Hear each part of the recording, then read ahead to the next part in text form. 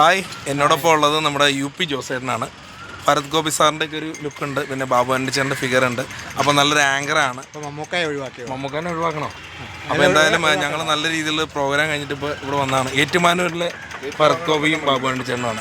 മാഹിനൊക്കെ ഉണ്ട്. മാഹിൻ അവിടെ വേറെന്താ പരിപാടി ചെയ്യുക, വേണമെങ്കിൽ വീഡിയോയിലൂടെ കാണിക്കാം. മാനെ വാ. അപ്പോൾ മാഹിനും ഉണ്ട് അപ്പോട്ട്. മൂവാറ്റുപുഴ എന്ന സ്ഥലത്തെ നാടിനെ പരിചയപ്പെടുത്തിയ കലാകാരൻ. മൂവാറ്റുപുഴ എന്ന സ്ഥലം ഇദ്ദേഹം പരിചയപ്പെടുത്തില്ലായിരുന്ന ആൾക്കാരെ അറിയില്ലായിരുന്നു. എന്തായാലും സന്തോഷം. ഈ അഭിലാഷാട്ടത്തിന് നിങ്ങൾക്ക് എല്ലാവർക്കും അറിയാലോ. എനിക്ക് ആർക്കും അറിയില്ല. വേറൊരു പേര് കൂടെ അത് നീ പറയണ്ട. നീ താഴെ പിടിച്ചാണ് പൊക്കി കാണിക്കേണ്ടി വരും. എന്തായാലും അവാർഡ് ഒന്ന് പൊക്കി കേട്ടാ. അവാർഡ് പൊക്ക കേട്ടോ. ഈ അവാർഡ് പത്മശ്രീനേക്കാളും വില മതിക്കുന്ന അവാർഡ്. അതിന്റെ ചെലവിലാണ് ഞങ്ങളിപ്പോൾ 3 നാരങ്ങളും പറഞ്ഞാണ്. ഈ ഒരു ചെലവാണെന്ന്, ഈ പത്മശ്രീ കിട്ടിയതിന്റെ ചെലവാണെന്നാണ്. ഇത് ധാരാളം. ഓക്കെ. അപ്പൊ പേരെന്ന് പറഞ്ഞ പ്രേക്ഷകരോട്